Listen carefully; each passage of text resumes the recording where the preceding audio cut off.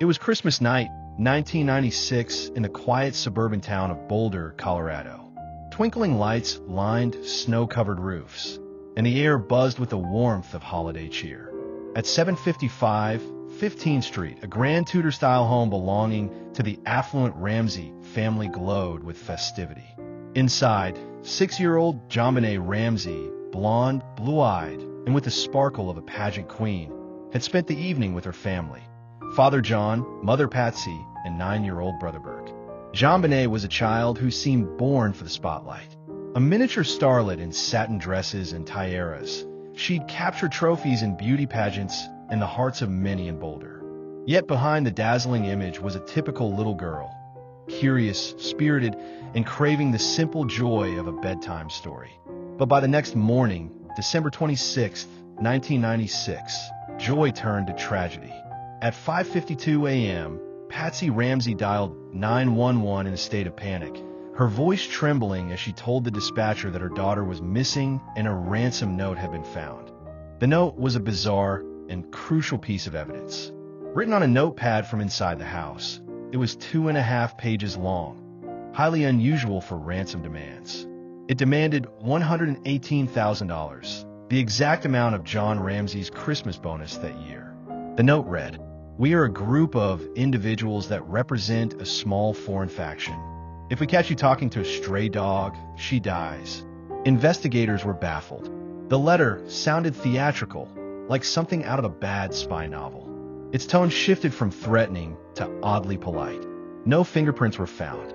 The handwriting didn't match any in the family, though suspicions lingered. Worse yet, the Boulder Police Department made crucial missteps. They treated the house as a kidnapping scene, not a crime scene.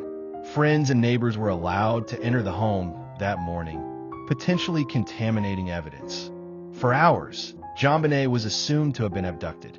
Then, just after 1 p.m., John Ramsey made a chilling discovery. While searching the house, John ventured into the wine cellar in the basement, a rarely used room with a single bare light bulb.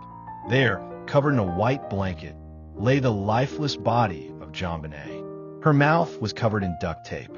A nylon cord was wrapped tightly around her neck, attached to a makeshift garrote fashioned from a broken paintbrush handle. Her wrists had been loosely bound. There was a skull fracture and evidence of possible sexual assault. Yet, oddly, there were no signs of forced entry into the home. John scooped her up and carried her upstairs, wailing.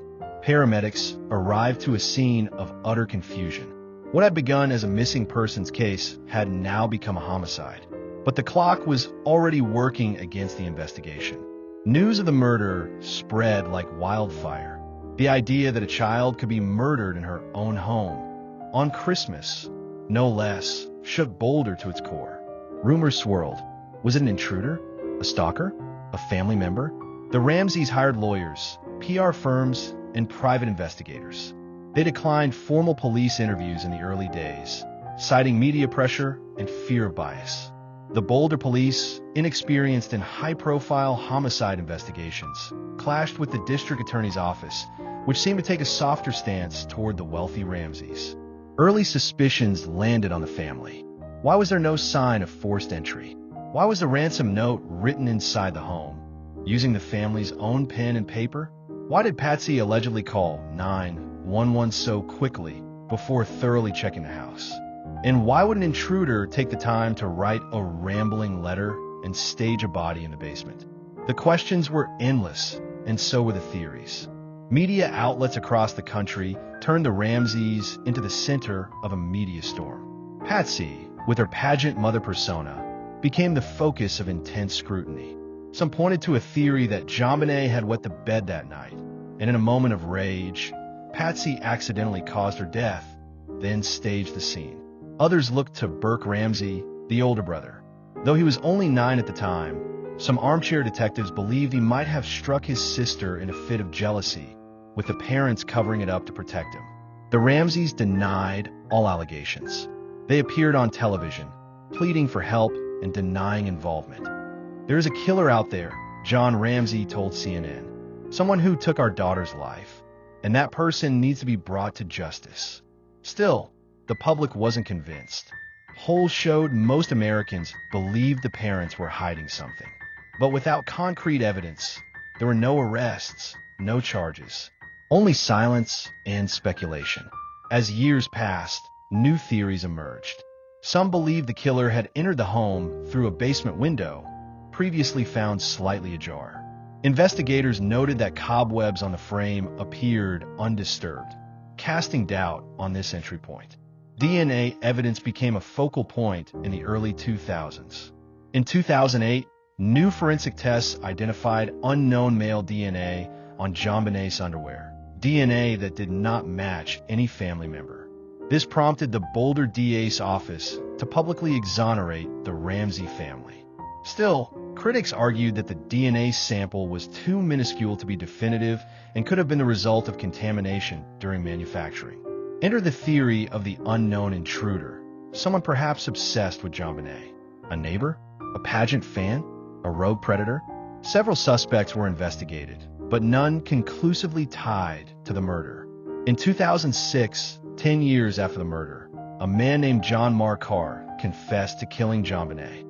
He claimed it was an accident and that he had loved her. But Carr's story didn't match the evidence. He claimed to have drugged JonBenét, yet no drugs were found in her system. He said he picked her up from school that day, yet she had spent the day at home. Most damning of all, his DNA didn't match the sample found on her body. Carr was a fantasist, obsessed with child murder cases. His confession was thrown out, and he was released. Once again, the case returned to square one.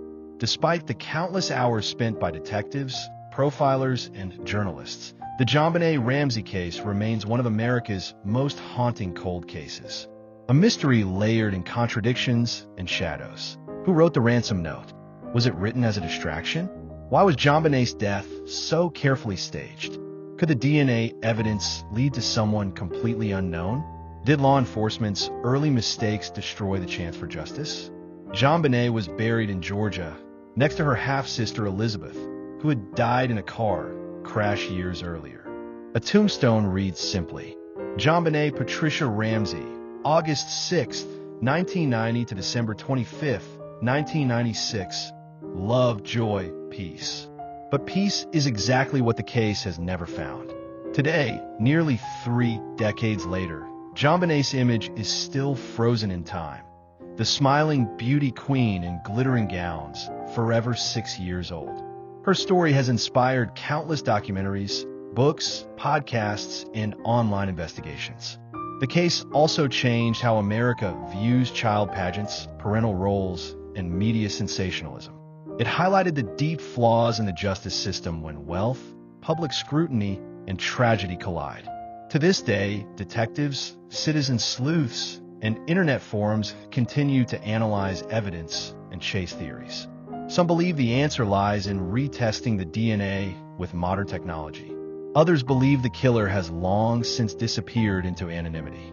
Still, one chilling truth remains. A little girl was murdered in her own home on Christmas night, and no one has ever been held accountable. In the years following her death, Patsy Ramsey succumbed to cancer in 2006, still proclaiming her innocence. John Ramsey remains alive, occasionally speaking to the media in hopes the case will one day be solved. Burke Ramsey has largely remained private, though he spoke out in a controversial interview in 2016 defending his family. And JonBenét? She remains a ghost in the American conscience, a symbol of innocence lost. Her name now synonymous with mystery and obsession. In Boulder, a candlelight vigil is held every December. Locals gather to remember the child whose smile once lit up a stage and whose death cast a shadow over an entire nation. When JonBenét Ramsey's body was discovered in the basement on December 26, 1996, every second from that point onward mattered. But by then, many of the most crucial seconds had already been lost. Crime scene protocol was barely followed. Officers failed to seal off rooms, allowing friends and neighbors to walk freely through the house. The ransom note was handled by Patsy and others. John Ramsey, upon finding his daughter's body, moved it, potentially smearing or destroying vital trace evidence. Boulder police were unprepared for the spotlight and scrutiny. Their inexperience with homicide cases became glaringly obvious. The FBI, which could have offered assistance in kidnapping cases, was only minimally involved, and tension began brewing between the police and the district attorney's office, both sides suspicious of the other's motives. As days turned into weeks, the pressure intensified, with the media circling like vultures and the public demanding justice. Investigators split into two camps: those who believed the Ramseys were involved, and those convinced an outside intruder was responsible. Each camp became so entrenched in their theory that they often ignored, dismissed, or downplayed evidence from the other side. At the center of public suspicion stood Patsy Ramsey, a former Miss West Virginia. She was elegant, poised, and to some, overly polished. The image of her young daughter dolled up in pageant makeup stirred discomfort in viewers, especially in a post-O.J. Simpson trial America, obsessed with image and crime. Critics saw her pageant world as exploitative. More than that, they saw inconsistencies in her behavior. She claimed to have found a ransom note on the stairs early that morning. But why did she call the police before checking on JonBenét? Why was her handwriting similar in some ways to the ransom letter? Why was the amount in the ransom note the odd sum of $118,000, the exact amount of John Ramsey's bonus that year? Investigators theorized that perhaps JonBenét had wet the bed, and in a moment of frustration, Patsy struck her. The blow caused fatal damage. The rest, the garrote, the note, the scene, was allegedly staged to throw off suspicion. But there was no confession, no concrete proof, just suspicion and a growing divide in public opinion. Then came the whispers about Burke Ramsey. He was 9 years old at the time of the murder and reportedly asleep during the entire event. But in the grand tradition of the public needing a villain, Burke became one of the most discussed names on internet forums and true crime shows. The theory? Burke was jealous of JonBenét, her fame, her attention, her accolades. They argued over something petty, maybe food. In a moment of anger, he struck her with a flashlight. The parents, not wanting to lose both children, covered it up. A key detail supporting this theory: investigators found a heavy Maglite flashlight on the kitchen counter that morning. Its shape and size matched the indentation found on JonBenét's skull. Still, there was no blood, no fingerprints, and no history of violence. Years later, in a 2016 interview on Drive Phil, Burke sat down for the first time to publicly address the rumors. His odd smile and sometimes detached demeanor unnerved many viewers, fueling even more speculation. But legally, Burke Ramsey was never considered suspect. In fact, in 1999, a grand jury voted to indict both John and Patsy Ramsey for child endangerment. But the district attorney declined to prosecute, citing insufficient evidence. The ransom letter is one of the most bizarre elements of the case. At over 2 pages long, it reads like a screenplay. Don't try to grow a brain, John. It's up to you now, John. Victory. SBTC. The last line, victory. SBTC, remains one of the greatest mysteries in the case. What did it mean? A code? An acronym? A religious reference? Some believed it stood for Saved by the Cross, while others thought it was a military-style sign-off. But the tone and content of the letter seemed almost performative. Investigators noted that phrases in the note resembled lines from movies, including Speed, Dirty Harry, and Ransom. The letter was likely written in the home, using a Sharpie and notepad found inside. Even practice drafts of the note were discovered in the trash. Who would stay long enough inside a home where a murder was committed to write multiple drafts of a ransom note? To many detectives, the answer was obvious: someone already in the house. For over a decade, investigators and journalists were trapped in the loop of competing theories. But in 2008, a breakthrough seemed imminent. Touch DNA testing had advanced. New samples were taken from JonBenét's long johns and underwear. What they found shocked everyone. Male DNA not belonging to anyone in the Ramsey family. This led then District Attorney Mary Lacey to publicly exonerate the Ramseys. The DNA does not match John, Patsy, or Burke Ramsey. They're not considered suspects in this case. But not everyone agreed.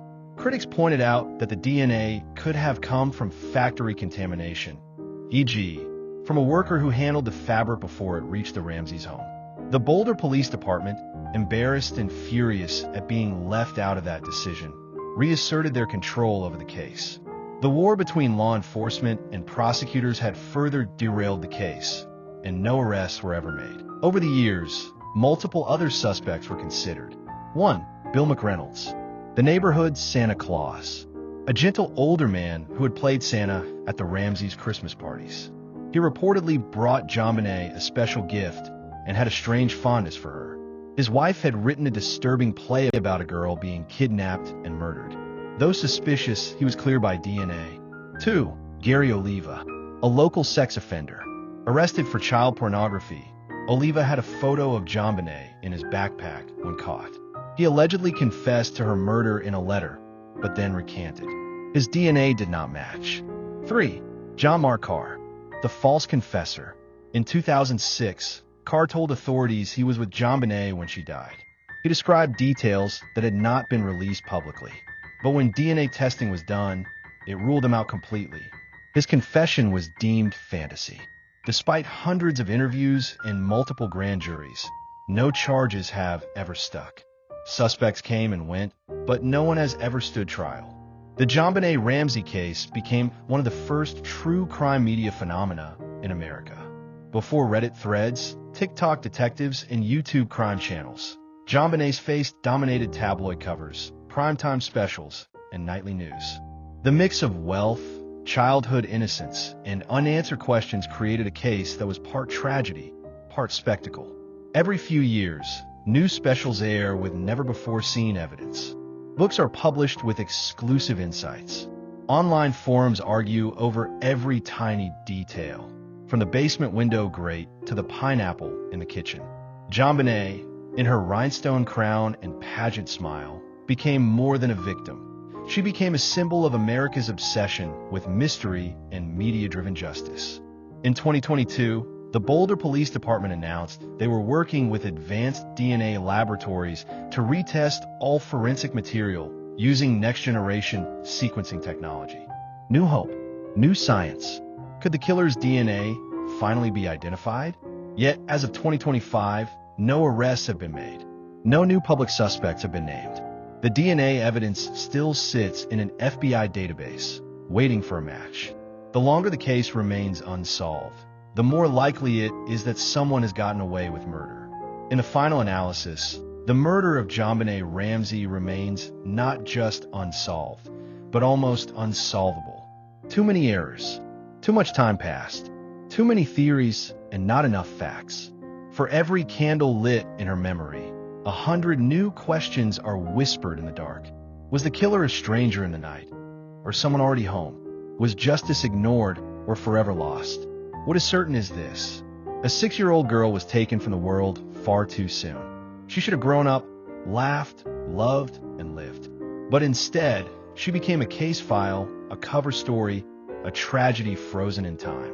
And until the truth is known, the mystery of JonBenét Ramsey will continue to haunt America's conscience and echo forever in the shadows of justice. 29 years later, there's still no arrest, no trial, no justice, just a name, a face, and a question that refuses to fade. Who killed JonBenét Ramsey? Was the answer buried that night? Or has it been hiding in plain sight all along? The truth is out there, and someone still knows what happened. If the killer thought time would bury the truth, they were wrong. Because JonBenét's story isn't over until justice finally speaks. Subscribe and stay with us. This case is far from closed.